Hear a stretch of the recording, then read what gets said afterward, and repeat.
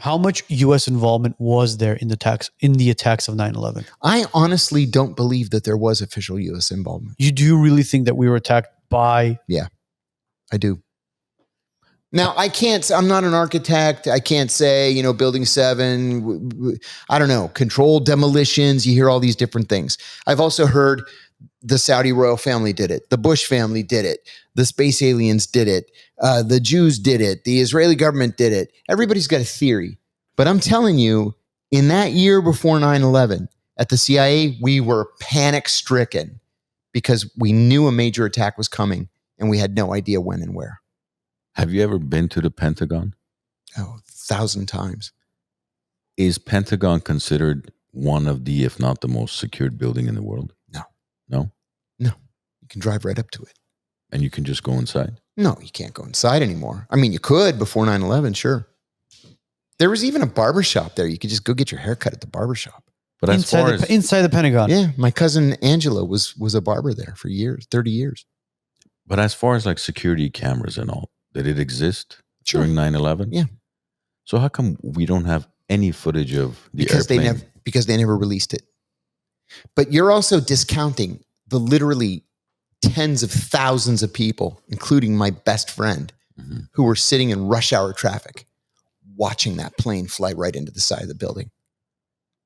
We haven't seen a single clip of... Because they haven't released them. No, as far as like, let's say from your best friend or from somebody, because there's thousands of clips of the planes flying into the there were no Twin Towers. Camera phones back then. And you're not driving, in rush hour like this just in case a plane flies into the side of the building. People were just sitting in rush hour traffic. There was no even debris though. Sure there was. Plane parts? Sure. The plane hit the ground and skidded into the side of the building. There was debris all over the place. It took weeks to clean it up. I live in Arlington. We were down there every single day. See, I don't remember seeing any clips of any debris back then. But this is part of the danger, is the years pass and people forget some of the details. We latch on to these ideas or theories and we just forget about what it was when it was actually playing out. Because some of these, when you look at how a plane is built, a lot of it is like fiberglass, and right. Obviously there's very thin aluminum and stuff. Yeah. How does something like that fly into a building and take down concrete, steel, glass? See, but do you remember though when it first hit, it actually didn't penetrate beyond the first ring. It didn't take out the building. It was that almost V-shaped hole in the first of the 5 rings and didn't penetrate beyond that. But then you look at the same plane, if not actually more advanced, recently in India that took off and then it crashed into a building. The plane was still intact. There was a lot of the plane that was still somewhat standing. And the building didn't collapse. And the building didn't collapse either. And it was a much older building as well. But, but all of a sudden, that one plane was able to take down that steel structure. That's where the question... Are you talking about the World Trade Center? Yeah. Oh. I don't know. I had somebody describe it to me as like a tin can. Right. If you've got a tin can and you push down on the top, it's strong. You can't smash it. If you put a little chink in the side and push down, you can smash it. But how many floors is the World Trade? Or was like 105 or 110, something like that. And it wasn't like it was hit right in the middle. It was hit at the top. Yeah. So you're telling me that top portion was able to completely demo it to the ground? Like I say, I'm not an architect or engineer, but that was my understanding. And you don't hear it very often anymore. There was this line of theory about thermite paint and nanothermite and all this shit that doesn't exist, that people ran with for years. Like, oh, they painted with explosive paint. It had thermite in it. It's like, no. Yeah. Those were a little bit over the edge. There was a lot of people that interviewed weeks after or years after that said we heard a lot of dynamites and kind of like, how they... but I mean, how easy would it be to just in this chaos that's happening that day, you hear an explosion and you just assume it's dynamite. I mean, has there ever been any dynamite that was found or dynamite residue? No. It can be. Yeah, no, I completely understand what you're saying. Dynamite residue that we know of. I mean, who's doing the investigation at the end of the day? Yeah. I mean, but what's the evidence that what they want us to see, they'll allow us to see. What they don't want us to see, we won't see. Let's look at the issue of the controlled demolition. Yeah.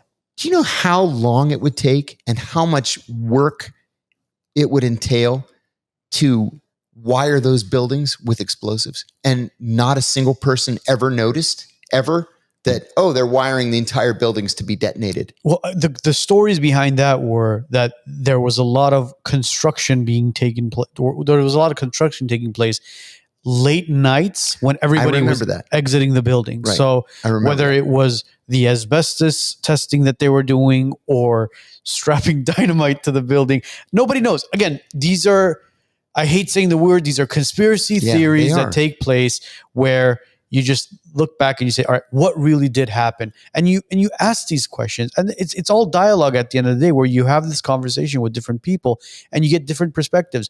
But obviously there are people that go to the extreme. Oh yeah, sure. The paint that you mentioned, right? Yeah. All right, it's like, dude, all right, calm down with the whole paint situation. The nanothermite paint. Yeah. But then at the same time, you look at other things and it's logical where you're like, dude, please explain to me how that top of the building how do you down the explain entire building structure. 7? How do you explain exactly building 7? Building 7 was also had a giant tank underneath it that was the emergency fuel, and that blew for what was it, NYPD or for the city of New York or whatever it is, held thousands and thousands of gallons of fuel. I don't know. I'm just saying. Because look, you've in recent interviews you've mentioned how you think what Mossad pulled off with the whole pager bombs is probably the most brilliant thing ever. Absolutely brilliant. So you don't think, for example, they had the capacity to put up some demolition? No. How would they do that? How did they pull off this whole pager thing? Oh, well, there's a big difference. A decade. There's a big difference between taking 10 years to take over the supply chain than to go into the World Trade Center and start wiring it for demolition. There's huge difference. And I come back to what they told us in our very first day of CIA analytic training. You have to lay out the evidence. It's one thing to say, dancing Israelis. Okay, well, what the fuck's that supposed to mean? Dancing. Yeah, there were dancing Israelis. You know why they were dancing? Because they knew that those attacks meant we were going to start killing thousands and thousands of Muslims. That's why they were dancing. Yeah, there was interviews as well of individuals at Ground Zero where they asked them, what do you think about the events that took place? And there were Israelis, Jewish women and men who were smiling from ear to ear saying, absolutely, they were thrilled. Now the United States sees what we've been going through. And we get it. But for them, it's like, I don't know, man. But again, I come back to evidence. These are all interesting theories, but you got to lay out the evidence. And every time somebody says to me, it was the Mossad, somebody else says to me, it was the Bush family, or it was the Saudi royal family. They're all evil. Okay, well, who was it? Was it the Israelis? Was it the Saudis? Was it the Bushes? I told you, the lizard people came down and they did it. I've actually gotten that. I heard the FBI did it. I heard the CIA did it. I'm like, yeah, we blew up our own building. Of course. So you believe it was bin Laden who did it? Of course I do. And bin Laden said afterwards in an interview with Al Jazeera, not an interview, but it was a tape that he sent to Al Jazeera, that they wanted to wreck the American economy to lead to the collapse of the United States, and that they were planning another attack, his words, that would dwarf 9/11. That's why we went after them like we did. We were afraid of another attack. Did you enjoy that clip? Click over here to watch the full episode, and click over here to subscribe to the WiseNuts podcast YouTube channel.